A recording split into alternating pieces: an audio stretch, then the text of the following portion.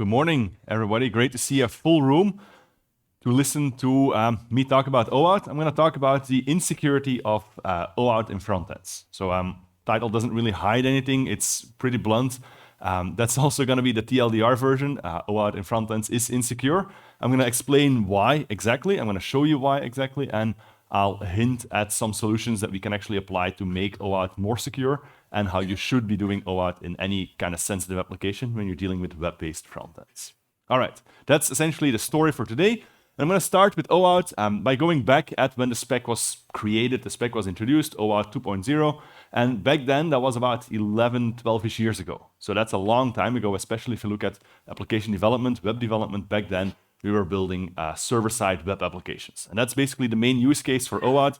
Back then was like, yeah, we have a server-side application that would like to access another server in the name of the user, and you had a whole flow to go through these steps. I'm kind of guessing if you're here that you are familiar with OAuth. I'm not going to walk you through any of the OAuth flows today, so that might be a big relief for some of you, like, oh, not again, all the different steps with the authorization code. We're not going to really talk about that. But the original spec also had some other use cases. There were 4 flows back then, of which only 1 really survived, maybe 1.5, something like that. But we have some support for mobile applications, front-end applications, but they're not really first-class citizens, right? There are some, like, yeah, you can do something for web apps, and nobody cares because nobody's doing JavaScript-based applications, or not really with OAuth back then. But of course, things change over time, and it turns out that mobile apps became a big thing, and a lot of work was done on mobile, a lot of problems arise, like, oh crap, we probably have to deal with that, and this and that. And eventually you got a spec dedicated to native apps, which for a main part is mobile apps. And they added a couple of security guidelines and additional features and so on. And then things started evolving, and all of a sudden people were doing all these web frontends, Angular apps, React apps, and they run as a standalone app in the browser. And of course, standalone apps in the browsers, they can do some useful things. And one of these things should be OIDC. Well, that's not very useful in a front-end app, but OAuth, because then you can get access tokens to access APIs. So front-end web apps become first-class citizens as well. And we see that today because there are specs like there's an OAuth for browser-based apps. It's a draft, but it's considered to be a fairly mature draft with some security guidelines and so on to deal with front-end applications. That's essentially where we are. And that's what I'm going to talk about here today. I'm going to talk about web frontends, how they work, and what the challenges are when dealing with web frontends. If you want a seat, by the way, people in the back, there's some free seats up front, prime seats on the floor. It's the best place in the house, especially because the people in the back have trouble seeing the bottom of the slide. So, all right, when we talk about frontends, we talk about JavaScript. That's essentially how things are built in the browser. You may be using some other language that eventually transpiles into JavaScript anyway, and there's a couple of alternatives, but the bulk here is JavaScript code. And when we talk about JavaScript, there's this famous picture of JavaScript, the definitive guide, and then JavaScript, the good parts. And in frontends, you have something similar. When we talk about JavaScript, you have to almost say in the same breath, malicious JavaScript. That's the way things are. We have to account for evil JavaScript ending up in an application. It can happen in various ways. You can install a malicious dependency from npm. It's basically like a bingo at this time, 50% chance of getting the right one or the wrong one. If you include remote code files, let's load some file from a third-party service provider, they might get attacked and you get malicious code in your application. Or we have cross-site scripting where the attacker provides data to the application, there's a mistake there, and that data becomes executable code. 3 very common attack vectors that we have to talk about. These attack vectors are really common. Here's a graph from HackerOne, a bug bounty platform, major bounty platform. They had a top 10 of vulnerabilities a couple of years ago. And number 1, the yellow part, 23%, is, I think, cross-site scripting. I'm not exactly sure because they call it XXS instead of XSS, which is like abbreviation problems. But in essence, cross-site scripting is a main threat. Nobody's arguing with that. There's a general consensus that says, like, yeah, cross-site scripting remains a big threat. It has been for 20-something years, and it's still a threat today. It's gotten better in front-end apps, better in Angular in particular, but also in React and Vue and all of these things, but it's still there, and it's still a problem. And we all know that, and even the OAuth spec knows about this, because if you look at this browser-based app spec, you'll find plenty of mentions about cross-site scripting and statements like, yeah, cross-site scripting is a big risk, and we have to be careful, and so on and so on. So that's essentially where we are. Nobody's arguing with that. All right, good. What does that mean Well, that's the takeaway here. Malicious JavaScript remains a big threat, even though I wish it wasn't. With all the measures we have, it's still there. It's still something we have to account for, and everybody generally agrees on that. It's part of the OWASP top 10 as well. Number 3, injection, part of that is cross-site scripting. So the question is, what does that mean for your OAuth tokens?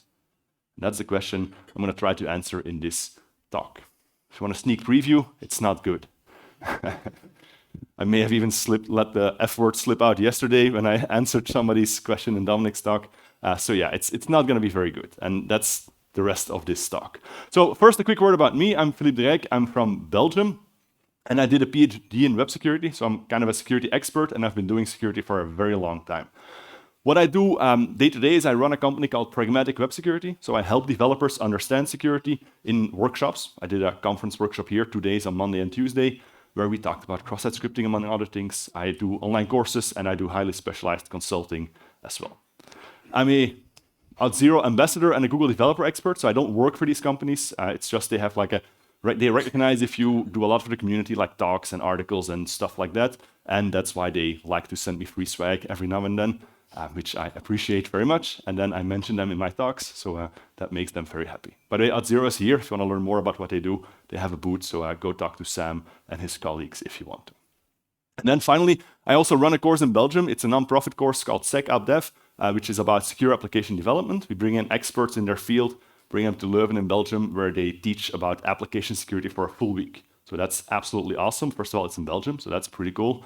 We have an awesome environment, great lunches, and a lot of interesting talks. And my friend Steiner here up front, he's going to come to SecAppDev this year, so he's the official delegate now for Norway. So if you want to come to SecAppDev, he's going to book a plane, and no, I'm just kidding. But maybe we can charter a plane from Norway. That would be awesome.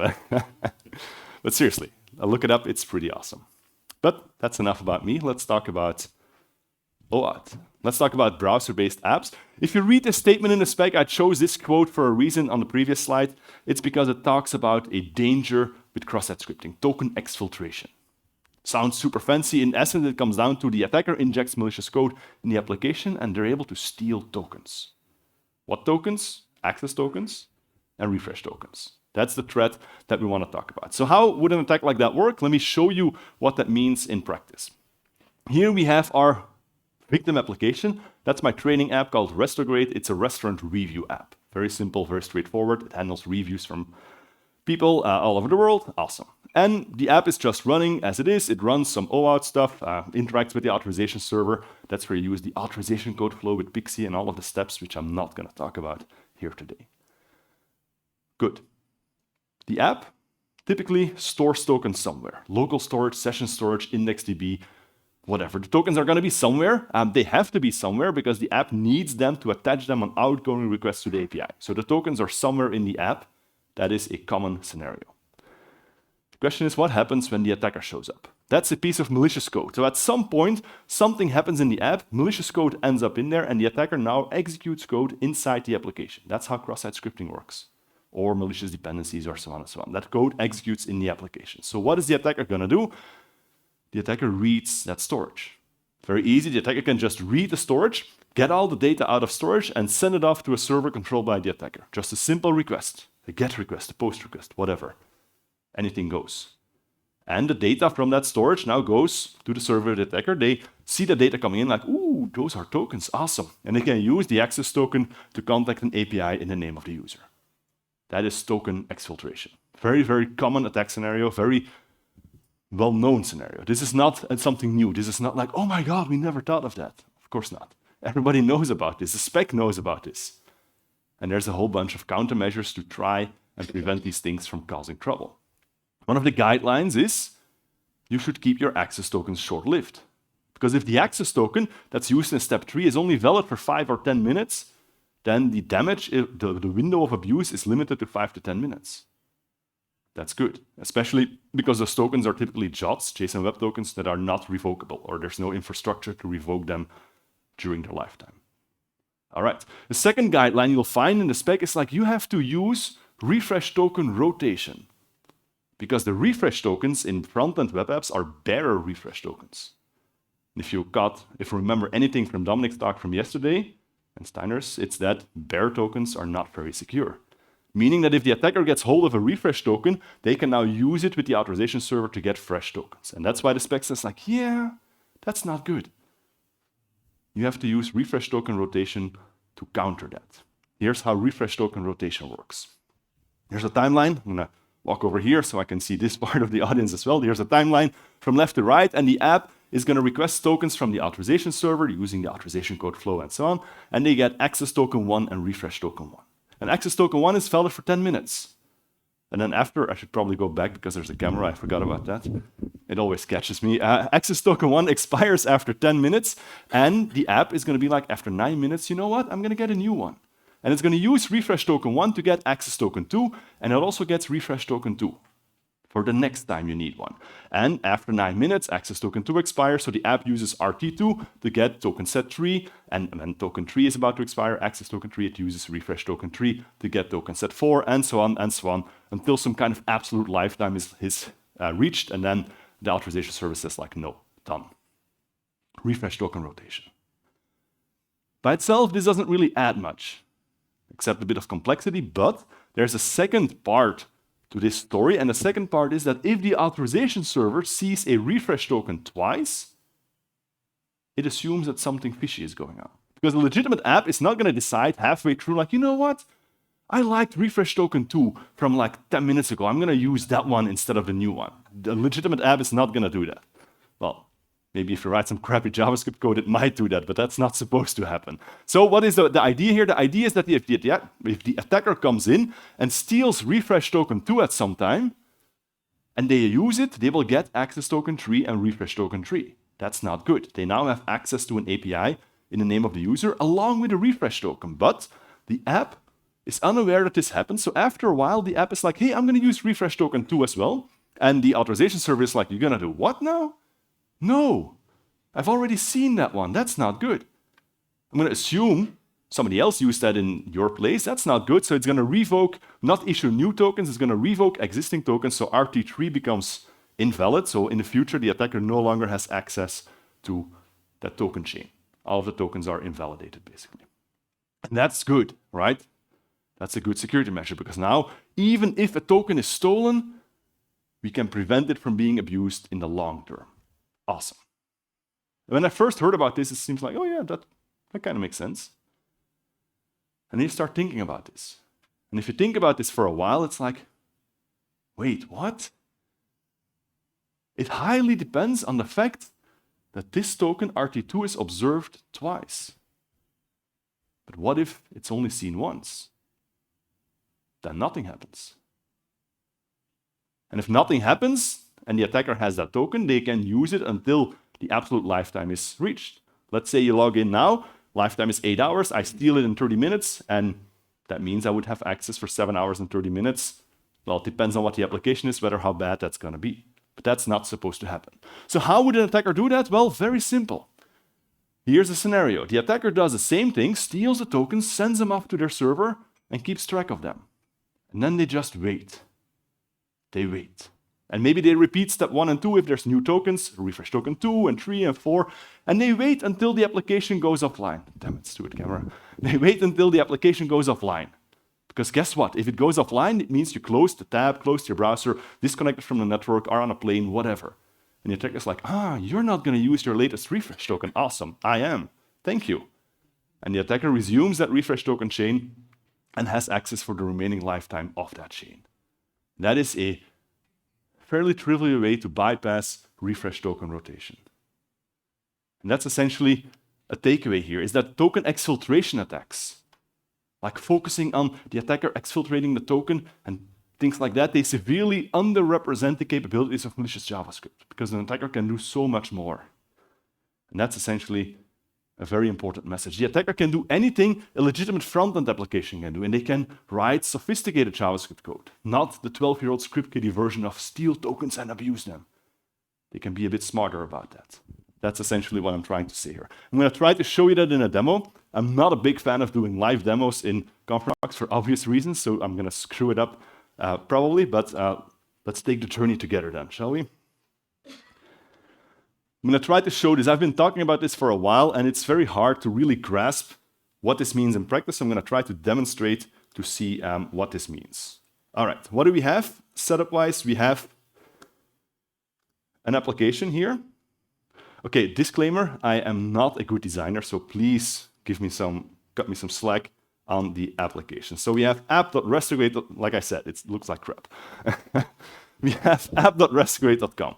And this is a simple app. It has a search feature. We'll come back to that later. But in essence, it's an application where we can log in as a user using OAuth. So I'm using Auth0 here to log into Restgrade. Very simple. My password is like test something something, and here we go. So we log into the application. It now knows who I am. That's OpenID Connect, identity token, and it has a bunch of tokens. And you will see here at the bottom in a few seconds that it's using a refresh token to obtain the next refresh token. So it's basically running a refresh token flow and using refresh token rotation. So you'll see this token change over time. That's essentially what's going on. Very simple, very straightforward. All right, onto the attack. As the attacker, I have written, my server-side code is not prettier either, but sure, whatever. I've written a malicious server. The malicious server is basically that server running. It's going to accept tokens and abuse tokens when it wants to. And it's very simple. It basically has a data endpoint to accept incoming data, including the refresh token, and then it will abuse that later on. I'm also going to launch an attack file from here. We have attack.js. Here's the full payload to steal tokens from the application. It's not even minimized, so you can actually read it, but basically we send a fetch request, a post request, and we include the data from session storage in that request, and that's how we steal that. All right. How do we exploit that? Well, let me copy paste that from my cheat sheet. Here's the search feature. This is a cross-site scripting vulnerability. So what happens here is we load the app with a search term. I send you a link to the restaurant review app with search for like Indian food in Oslo, and you'll end up on the search page. And you can see that we populate your search results for test. That value test is the value from the URL inserted into the application. This is called reflected XSS, very typical attack scenario. Seriously, if you find search features on websites, you can probably abuse them with cross-site scripting. Very, very common vulnerability as well. So how do we exploit that? Well, here's the actual, this doesn't do anything. I mean, it shows test, that's not dangerous. But here's the attack. We search for test, and we also add an SVG image that we don't really display, but when the SVG loads, we want to insert a script tag into the page and load that attack.js file. That's essentially a common way to attack an application. So let's do that. Let me clear this one. Let's insert this into the page. All right, and you can see here, our malicious server is running here. It's basically receiving that refresh token, and it also has a heartbeat. So it detects that the application is alive, because every couple of seconds, we're like, here's the token, and this the application is still alive message is basically the check on the server side, like every second or something, it checks, like, is the application still there, yes or no? So what this now means is if the application is still using refresh token rotation, no reuse, everything works as expected until we leave the application. We're gonna do something else, like look at my website, for example. And here you'll see in a second, there's a timeout of like 10 seconds, something like that, that like, oh, the application didn't respond anymore, interesting. And you can see here, bam, there we go, getting ready to abuse tokens, and it's now refreshing tokens kind of aggressively, but just to show you that it has taken over that refresh token chain from the application. So the attacker now has access in your name, and they can do whatever they want for the foreseeable future. All right. Let me kill this before Auth0 gets angry at me. All right, that was sidestepping refresh token rotation. Very simple, very straightforward. Seriously, a real attacker can probably make this a bit cleaner and more sophisticated, but it kind of gets the point across, I think. Yes, sir. Sorry, just a question. So, in this scenario, of course, the attacker and the logged in user were the same person. So to make it a realistic thing, an attacker would get a logged in user to click on the link that takes them to the... Yes. So in this scenario, I'm of course both the user and the attacker, because otherwise the demo would get really complicated. But in reality, you would be the user, absolutely. And I would just send you a link. Like we have a Slack channel, I just send in like the general Slack channel for the conference, like, hey man, check out these awesome reviews. And you're like, click. And then behind the scenes, my code loads, your tokens get sent to me, and I'm like, I'm now whoever you are, and I can send requests to the API of Restgrade. I can start adding reviews that says like, oh my God, this restaurant is really bad, and promote a restaurant of one of my friends, and so on and so on. Like, I know, not really harmful, but imagine that the restaurant review app is a healthcare app or a financial app, then shit gets real, real fast. But yeah, that's essentially what I'm trying to show. Thank you for asking for clarification. Yes? I guess you could also use stored accesses to... Oh yeah, absolutely. I just used reflected cross-site scripting because it's very visible. In a stored XSS attack, the data would end up in the database, like one of the reviews with some SVG stuff that gets rendered, and the attack vector is the same. I could also compromise a third-party script you're including. Probably one of your marketing guys added Google Tag Manager with some crap, and if I compromise one of those scripts, it gets included, and I can do the same. Any piece of JavaScript that I control, that executes in the victim application, gives me that control, that power. That's essentially what it is. And the main takeaway here is that refresh token rotation is not a security measure. It gets sold as one in the spec, but it's really not, because if you look at the real power of JavaScript, it can't stop these attacks. A somewhat sophisticated attacker will be able to bypass the security measure anyway, and it doesn't really buy you anything except for a false sense of security. I would even argue, right? The logic needed for token rotation creates more problem for the legitimate application than for the attacker. Yes, this guy implements identity servers, right? Because you get stories like, yeah, but what, just to give you an example, what if the response to getting a new refresh token gets lost? Like crappy network, poof, and the application never received it. So next time it's going to use the old token, but the authorization server is like, no, no, no. So we have solutions like, yeah, but what if we allow like a tiny window of reuse? Because shit might happen. And like, seriously, there's a lot of corner cases that pop up where this gets a bit messy to deal with. But we can talk about that later. So, full power of JavaScript gives the attackers a lot of capabilities. And that also means that this token exfiltration, it seems super important, but honestly, it really, really isn't. But if you look at the spec, the browser-based app spec, if you look for token exfiltration, they hammer on it 9 times in the spec, like, oh my God, token exfiltration, we have to focus on token exfiltration.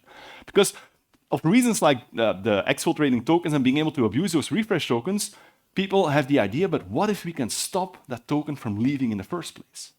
Because if you can't get the token, then you can't abuse it. Haha, we gotcha. And there's a lot of work being done on trying to prevent this, and it doesn't work. Well, it might work. There's actually effective patterns to hide the refresh token. That's good. You can keep it in a web worker. The Auth0 SDK is doing that by default, which is good. It's a good pattern, but it doesn't help. It doesn't secure your application. Because guess what? As an attacker, I don't need the application's tokens. As an attacker, I can do other things. I'm going to inject my code, and then the application can do whatever it wants with their tokens. I'm going to get fresh tokens for myself, new tokens. And with those new tokens, I can do whatever I want. Let me walk you through a scenario, and I have a demo coming up as well. So, same premise, the application running on the user's browser has some malicious code that is being executed. And the malicious code doesn't care about existing tokens. It's like, whatever. The app has tokens, it has an authenticated user, the user has logged in with an authorization server, there is an active session. So you know what this code is going to do? It's going to be like, okay, I'm assuming there's an active session, I'm going to run a silent authentication flow in an iframe, a very well-supported OAuth feature. Silent flow, meaning it's going to set up a listener for messages coming from iframes, it's going to load a hidden iframe in the page, and in that iframe it's going to run an authorization flow asking the authorization server for an authorization code, which will get tokens. And it's going to set prompt to none, meaning like don't prompt the user, don't request user interaction, just give me a code if a user exists. And that request goes out. And the browser is like, hey, you're asking the authorization server for something, I have a cookie there. A session, that's how single sign-on works. That's how silent renew works. That's how an application can bootstrap state with an authenticated user without requiring a login if there's an active session. And when the attacker does that, the browser attaches the cookie, the authorization server is like, I know who you are, you're Philippe from 5 minutes ago. Awesome, here you go. And the authorization code comes back. My handler from step 1 receives that authorization code, I ship it off to the server controlled by me, and I exchange that code for tokens. And now I have a completely independent set of tokens, unrelated to the application's tokens. The application has access token 1 and refresh token 1. I now have access token A and refresh token A, completely unrelated, and that's a bit of a problem. This new set of tokens is fully independent. It will never run into problems like refresh token rotation and so on, and that is as bad as it gets for front-end applications. Let me try and show you how that works. All right, let me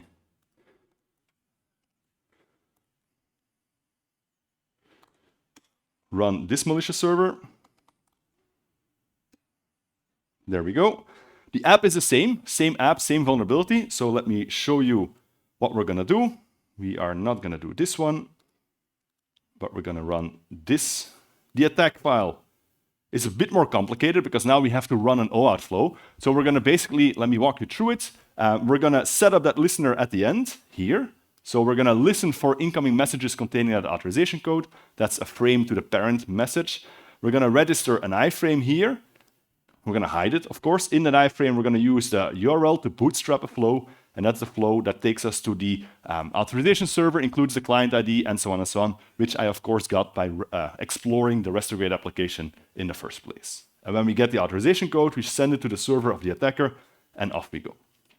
All right, the server of the attacker, that's this one, will obtain the authorization code here. No, let's use it, obtain it here. So we just accept a request right here, then we use it, which means we're gonna exchange it with the authorization server for tokens. We'll get an access token and a refresh token because as far as the authorization server is concerned, we're a legitimate front-end app. It doesn't know any better. And we can use those tokens later on, and that's essentially what will happen. All right, the attack, the payload is the same. We have the same app, the same way of loading that attack file as well. So let me show you how that works. I'm gonna show the network tab here, so you can actually see that hidden flow in the iframe happening in practice. So the app is loading, it's running. Let me click login, so it gets fresh tokens, all is good. And if in a couple of seconds, you'll see a new authorization request pass by. Always exciting. Where is it? Okay, it's not coming apparently. Well, it seems like I screwed up the demo. Let me try again. Yeah, my payload was gone, so that's why. So the payload is loaded now, and there's an interval. There it is. That's the hidden iframe flow. To run an authorized flow, the response will send an authorization code to the application, which ships it off to the server of the attacker. That's a data request right here. And here you can see that the attacker has received the authorization code on top. Let me scroll here so we can see that. Received the authorization code. We're exchanging the code for tokens. That was the code. Here's an access token, which I abbreviated because it's a very long JOT. And here's the refresh token, and now we can just keep renewing that. And the conclusion here is that in your application, as a front-end developer, you can be the best developer in the world and hide tokens somewhere nobody can ever get to them for malicious JavaScript, and it doesn't matter. Because malicious JavaScript can just ask for new tokens, and everybody's like, yeah, sure, here you go.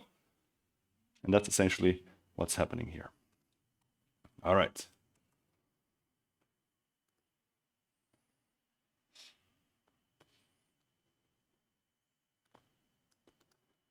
And to link it back to Steiner's and Dominic talk from yesterday, they talked about proof of possession, in case you weren't there. Proof of possession meaning that these tokens are linked to a secret that the client holds. Guess what?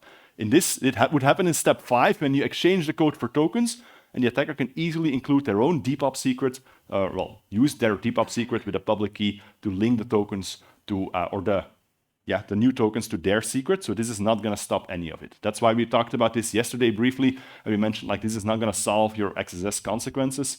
This is why, because an attacker can just provide a depop secret and proof as well. This is basically not good. That's the summary here. This is not good. As in, the conclusion is you cannot secure browser-only OAuth flows. Because this attack vector, there's no way to plug it. Because it all relies on the fact that if we send the authorization code back to the client, we send it to a specific origin. You have to approve that redirect URI. And we assume that that's a trusted location. It's not going to end up on a malicious application. And that's true. But if the attacker controls that legitimate origin of the application, the attacker has full access to these things, and the security comes crumbling down like a house of cards, basically, like a bunch of dominoes. It stops working. And this conclusion is really, really inconvenient. Seriously, because for a couple of reasons. Because first of all, a lot of people want to build front-end only apps that access APIs, and this is like, oh crap, that's not good. Second of all, we have this whole spec trying to fix this, and the message is like, haha, you can't. So that's not good. And then we've, as a community, have been telling people for a long time, like, yeah, this is how you do front-end OAuth apps. And now it's like, no, we're just kidding, you can't. And that's really, really inconvenient. And as a consequence to this, I've been talking about this for a while, by the way, for about 1.5, 2 years. And the reaction I often get is like, yeah, but what if? And people come up with all kinds of solutions. And one of the solutions you actually find in the spec, they added this in December, and I'm risking coming off as like an old man yelling at cloud here, but I really have to do this part. Somebody said like, yeah, but we can use a service worker. And service workers give you the ability to intercept HTTP requests coming from a client and modify them in the browser. And what they said is like, we can register a service worker that will handle all the OAuth stuff, and if the application tries to run an OAuth flow directly with the authorization server, we can stop it, we can block it. It's like, sure. If you can do that, that sounds like a good idea because you're like adding a component that handles OAuth. But remember, you're still dealing with JavaScript in the browser. How do you register a service worker? From JavaScript. How do you unregister a service worker? From JavaScript. That doesn't sound good. And that's I told the people that came up with this proposal, like, yeah, but you can unregister that. And they looked into that. Of course, they didn't say like, oh yeah, you're right, we'll drop it all. No, they looked into that, and it's like, yeah, but if you unregister this is literally from the spec, if you unregister it, it only gets unregistered the next time you load the application. Because you have to it's not gonna remove it from a running app, it's just gonna mark it as this is going to be deleted, but if you're still running, you can still use it until you stop running, and then if you reload the app, you're supposed to re-register the service worker anyway, so it's plugged.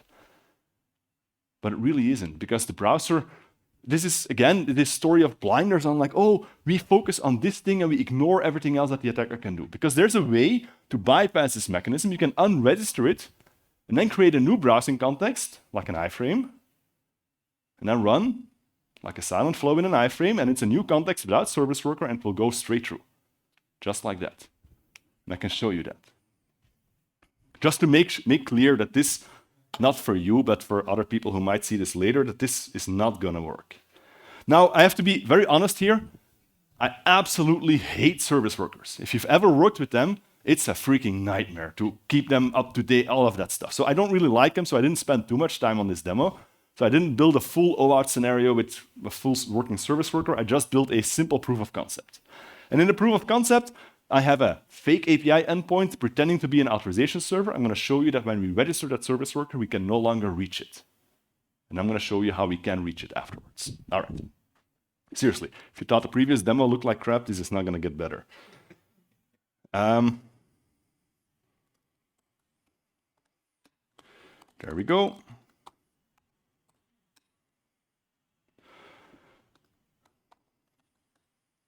Here's our service worker application.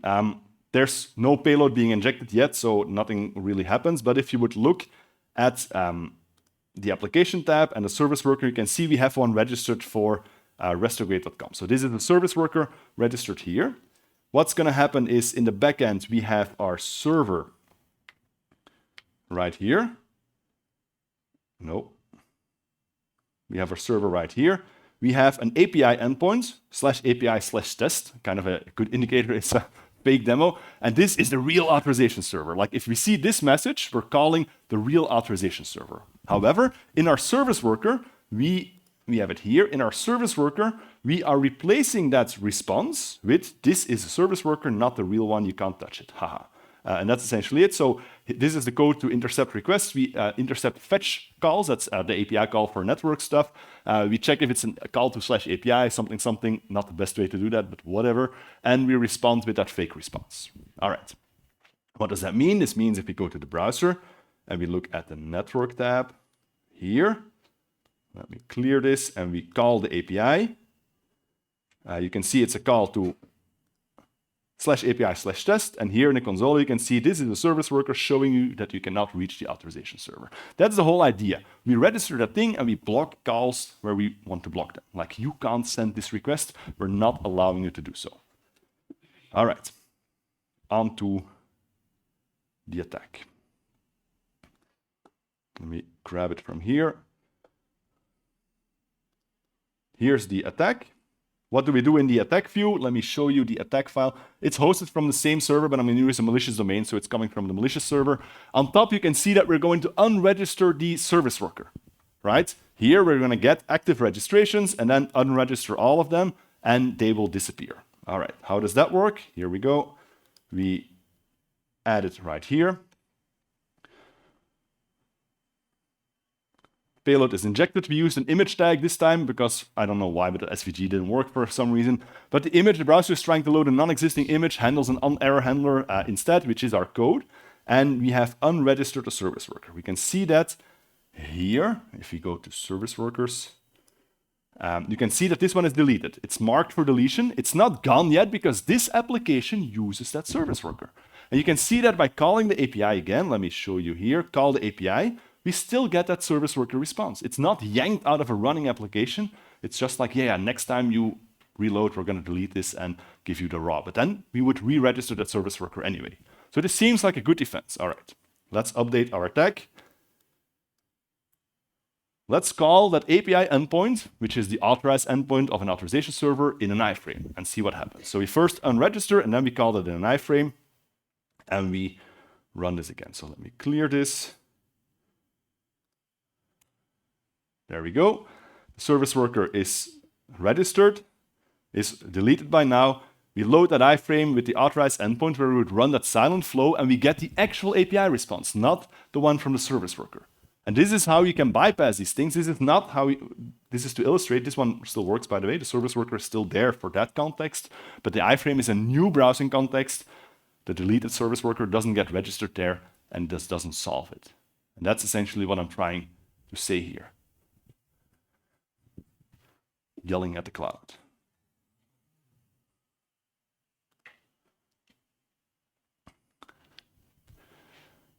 And that brings us to this takeaway, the same one as 3 slides ago. You cannot secure browser-only flows. Because if you come up with a mechanism that you can use from within the application, there's very likely a way you can also unuse or unregister that from within the application. And everything you think about, there's virtually always going to be a way to bypass that. So no matter how sophisticated you make this, because this is going to be a nightmare to build and maintain, by the way, I can tell you that.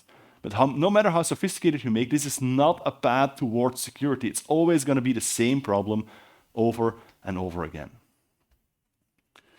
And that's a very depressing takeaway, I know. But I'm not done yet. I have a couple more minutes left. So what do you do then? How can we fix this? And that's where the inconvenient part comes in. There is a perfect solution for this. It's just not as pretty as we would wish it to be. Because this is what we had before. We had our front-end app using the authorization server directly and contacting APIs with access tokens. That's the bad part, because if this one here gets compromised, the attacker can do this as well because there's no client authentication. And the solution is using a BFF. Because if you add a BFF into the mix, a BFF is a backend-for-frontend. It's a backend component. Your backend component can handle OAuth stuff. Your frontend now becomes the green box. That's your frontend application. It's a frontend app, just like before, with an added backend component. A very small one, a very insignificant, well, not insignificant, a very non-complicated component, but this solves the problem. Why? Because now in step 1, we have client authentication. There's no more running flows from the browser, because when you exchange the authorization code for tokens, the authorization server is going to be like, hey man, where's your secret? Or where's your key-based authentication? Or prove that you are the legitimate client, and the attacker can't do that. And if you want to use a refresh tokens, first of all, are not accessible in the browser anymore. There's no tokens here. And refresh tokens used here require client authentication. No more bare refresh tokens. Awesome. This pattern is really, really awesome. It looks super ugly because like, oh my God, now I have a backend for my front end, but it can be a very simple stateless thing. It does two things. Well, actually, I have a slide on that in the next slide. I'm going to highlight the changes to your architecture to make this work. Step number 1, you can remove all the OAuth stuff from the front end. Really, no more flows in the front end. You can delete your SDK, your library you're using, or God forbid, your custom code to run an OAuth flow. Delete all of it. Awesome. This is going to run with, yes, delete your service workers, absolutely. This relies now on cookies. You have a call from the front end to that BFF, and the browser just attaches a simple cookie to it. That's it. No more code for dealing with that in the front end. Awesome. Your API, that's the most important point, your API doesn't change. Because your API was built for accepting access tokens, and guess what it gets? Access tokens. Just like that. Literally zero changes to your API. Awesome. Your authorization server doesn't really change. Yes, you have to change the client from being a public client to a confidential client, meaning it has a secret or a way to authenticate. That's the only change. It's a matter of configuration. Everybody supports that. This is not a new concept. Very simple, very straightforward, very easy to handle. And then a BFF sounds like this, holy crap, now we have to build a backend, but it's not a backend. It's a glorified proxy. It does two things. It gets a request on the incoming endpoint, an API call. The frontend calls /BFF/reviews to get a list of reviews. And there's a cookie there. And the BFF takes that cookie, opens it up, takes the tokens out, checks if the access token is still valid. If it's valid, slaps it on the request and sends it to the API. It's a proxy. And the API will send a response back, and the BFF returns a response to the frontend. And if the access token here is no longer valid, the BFF will use a refresh token first, get a new access token, use that access token here, and that's it. The BFF does not contain business logic. You don't have to implement rules there. You can even implement this as a generic BFF that you just give a config file. Like here's some incoming endpoints. They map to these outgoing endpoints. Here's your authorization server, and that's it. If you're a good developer, if you're a smart developer, better than I can develop stuff and hopefully design as well, and then you can easily build something like that that works out of the box with a config file. Yeah, just a second. I'm going to finish the story, and then I have plenty of time for questions. So this is really fairly simple. It can run as a stateless service. You don't have to spin up like a Tomcat in the backend to support that BFF. You can if you want to. Like some people really hate their job, so they might want to use a Tomcat server for that. But you can do this as a stateless Azure function or AWS Lambda function or whatever. That would be perfectly possible as well. Might cost you a bit in computing power, but that's all there is. What about this guy? We haven't really fixed our cross-site scripting problem now, have we? No, we haven't. Cross-site scripting is still there, and the attacker can still inject malicious code in the browser. But now they can't get tokens because there's no tokens here, and they can't run a flow with the authorization server because there's no tokens there. That's good. But the attacker still has access to the front-end application. They can still change the page, which they've always been possible or able to do, and they can still send requests through the backend, the BFF. We know that attack as session writing. This is not something new. This is something from the 90s that we had in old traditional web applications and that we still have today. That's, by the way, why you should fix your cross-site scripting as well. Don't just leave it there and focus on the OAuth stuff. But now we can reduce the attack surface from the full API or APIs that the token had access to only the endpoints that the BFF exposes. If this frontend needs 3 endpoints, then the BFF should only expose 3 endpoints, not 10, and the attacker can only access these 3, not the other 7. That's a win. Additionally, and this is very optional by the way, but now you have also a single point of control, and you could implement things in your BFF like rate limiting or anomaly detection or something like that. You could decide like, hey, why is this client sending 10,000 requests per minute? That makes no sense. I'm going to kick him out. Like, no, you're no longer allowed to contact me. Go get new tokens and we'll talk about it then. That could also be a possibility. But again, that's not mandatory. And that is essentially how a BFF increases security. And yes, there's a cost to it. This doesn't come for free like always. But in this case, for sensitive applications, the benefits far outweigh the costs. I'm not talking about using BFFs for your grandmother's recipe application. I mean, if you build that stuff over the weekend, you can, that's a good exercise, but it's probably not worth it to do it there because honestly, nobody cares. But if you're building healthcare apps, financial apps, apps dealing with personal information, this should be absolutely mandatory. And if you're building healthcare apps in Norway, it is mandatory because he enforces that. You're not allowed to register a front-end only client for using their system.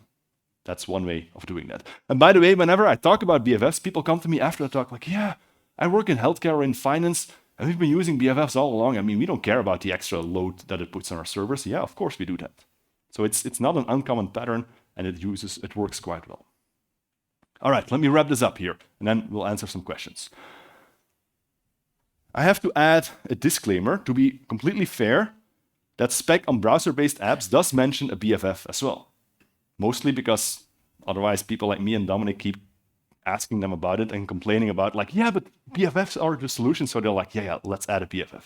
There's no details, by the way. There's like, yeah, you can add a BFF, but cross-site scripting is still a problem. That's basically the summary of what's in the spec. If you don't believe me, go check it out. By the way, the section before BFF is like, yeah, maybe you don't use OAuth at all because it's kind of insecure. That's literally the section before that. It adds more stuff to your attack surface that you maybe don't need at all. So I'm going to leave it in the middle how useful this section is. But I wanted to mention that it's there. Key takeaways. 3. You cannot secure browser-only flows in OAuth. Yes, it's inconvenient, but it's the truth. I've illustrated why this is not possible. And I'm sure you can think of another pattern, and I'm sure somebody pretty smart will think of a way to bypass that. You simply cannot do it because all the security hinges on controlling that redirect URI, and if the attacker does that, everything else goes out the window. BFFs solve the problem. More or less, they reduce the consequences of a successful cross-site scripting attack. They reduce the attack from getting tokens and long-term access to an online session writing attack. That's as good as it gets. We can't do better with the presence of cross-site scripting. That's just a reality. And that's why takeaway 3 is there. Follow secure coding guidelines so you can try and prevent that cross-site scripting in the first place. Because if you can do that, the rest of the story becomes a bit less relevant. You should still do it as a defense in depth and secure architecture, but fixing cross-site scripting is priority number 1 here. And in that light, if you want to know how, follow one of my security workshops, or alternatively, I have a whole bunch of articles on my website about cross-site scripting in Angular and React and how you can use trusted types and CSP and all of that stuff. So check it out. If you just go to my website, you'll easily find it, or the link is here at the bottom. If you want to learn more, I have some online courses you can check out as well. If you like listening to me, if you don't like, I don't recommend these because I'm going to be talking for a long time in these courses. If you want to know more, I have a mailing list on my website. That's the best way. I have a couple of things in the pipeline for this year, so subscribe to stay up to date. No spam, just security content. And with that, I want to thank you. And if you have any questions, I'll happily answer them right now.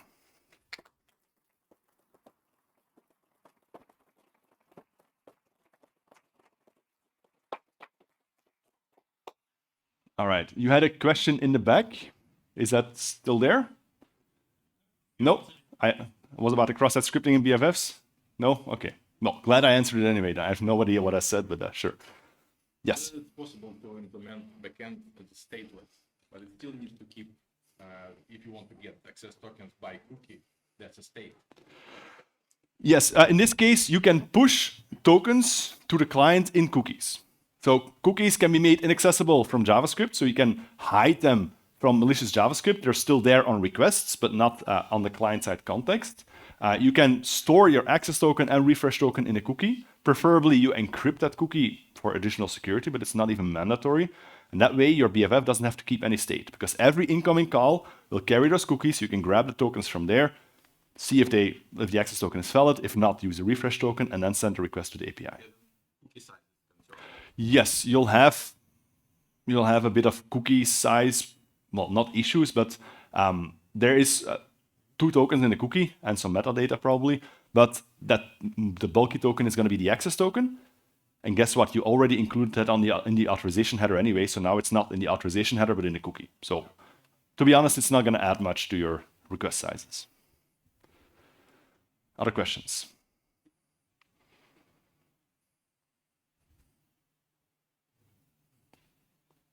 All right. Well, no, there's a question. So the spec mentions the BFF pattern. Mhm. It also mentions another pattern, which is called the mediator pattern. Yeah, there's like a token mediation pattern that's like a half-assed BFF. That's it's well, it's not a joke. It's the reality. It's like it solves half of the problem, as in it's actually not that bad. It's basically a token mediation pattern is a BFF that runs the OAuth flow on the backend. It keeps a refresh token on the backend, but allows the frontend to use the access token to call APIs directly. It's mainly there for people that have very response-heavy APIs, because every request otherwise tunnels through the BFF. So now you can make direct calls, so you don't have that proxy component in the middle. Security properties are not that bad, but usually for security-sensitive apps, you want to go to the full BFF anyway.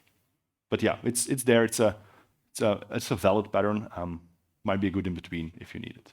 It does solve the getting fresh tokens part, so that's good. Yes. If you have a CSRF policy, would it be able to protect against the attack you showed? And would that be enough pattern for? If you have a cross-site request forwarding policy, it would not have any impact on this attack, because the attack is not against your APIs, where you would have the CSRF policy in place. It's basically running a flow with the authorization server. So that's something you have no control over. And CSRF protections wouldn't work here anyway, because CSRF is about cross-site request forgery.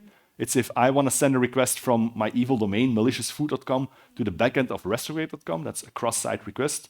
But here the attacker is already in restaurate.com, so they can send requests as if they were the application. CSRF protections matter for your BFF. So if you want to go back here, by the way, I forgot that. Dominic is looking at me very angrily. He's doing a talk right after me, and he's going to dive into the details of BFFs. That's why I haven't talked about details, and I totally forgot to mention that. So yeah, he's going to be very angry at me, but that's a different story. But CSRF protections would matter here, so that a malicious frontend would not be able to send requests to the BFF and get them handled. But most cases, most cases you run these things in the same origin, the same domain, and then you just don't accept cross-site requests, problem solved, and otherwise a solid course policy will solve that as well. But Dominic will talk about that in the next session, which is it here? Same room? Room 1, I think. Oh, in the bigger room. All right, awesome. I will not be offended by that. Yes? I don't know if this will perhaps be covered in Dominic's talk then, but could you say a few words about how a typical user login flow fits into the BFF? I will cover that. Yes, he will cover that. Let me try to take a stab at it. It wouldn't change much. You still click a button in your front end like, I want to log in, and the front end just asks the BFF, please start an OAuth flow. And the BFF will generate all the parameters like Pixie and so on, and then just send a redirect and response. So that's in a nutshell how it should work. Just very much like you would have a login flow for a backend web application, same story, basically. But he's going to cover that, so more details in a minute, well, in 10 minutes. Yeah, sure. For applications that maybe don't need the BFF because they're not handling such sensitive information, but you still want to keep secure, what do you recommend? Yeah, so what about applications that are not super sensitive but still need to be secured? Obviously, what do? It depends on your threat model. It depends on what kind of data do you handle. For example, if you have an app that doesn't load like third-party content, like Twitter timelines and stuff like that, and you don't really handle user data, you just do some business operations where there's no real untrusted data, then your threat model may be like, yeah, this is acceptable for us. It depends on whether you want to accept the risk and be aware of that, at least document, like, hey, we know about this BFF thing, we decide not to use it because of these reasons. And then if one of these reasons is wrong in the future, you at least know, like, oh yeah, whoops, we missed that.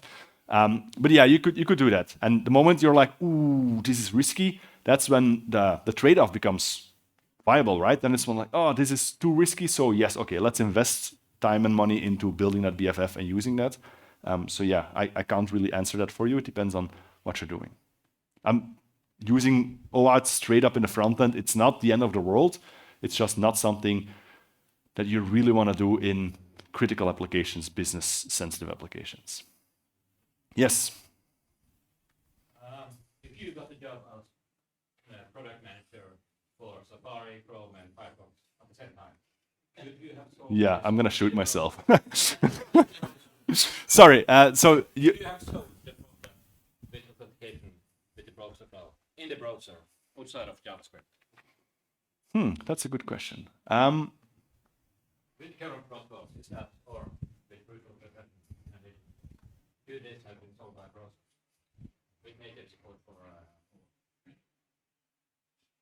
That's a really good question. I think it can. Yes. I think if we would, I would have to think this through, not just like in a minute in a conference talk, but I'd have to think this through. But off the top of my head, I would say if you can fully abstract away the OAuth details like we do now in the BFF, you in theory could move that in a browser component, which also fully encapsulates tokens, by the way. So if that's possible, then yeah, this can probably work. Dominic has something to say about that. I should mention Google is looking at that. Yeah, so they are looking at implementing native authentication APIs and things like that into the browser, which means every time you're doing an OAuth or an OpenID Connect flow, it will go via Google servers. Happy with that? Yeah. So yeah, it's hard. Yeah, but my first instinct would be to say that it seems like you could take that BFF and put that part in the browser itself.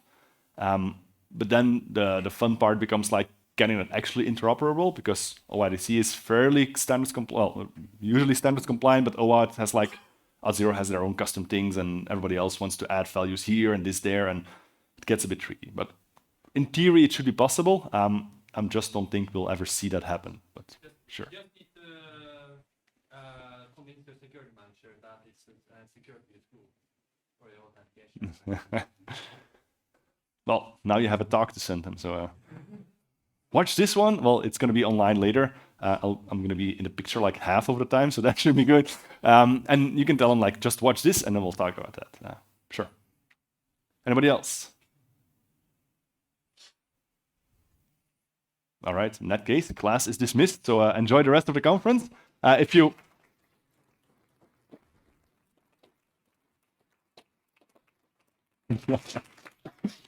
If you want to talk more, just grab me during one of the breaks here. I'll be here until the afternoon somewhere.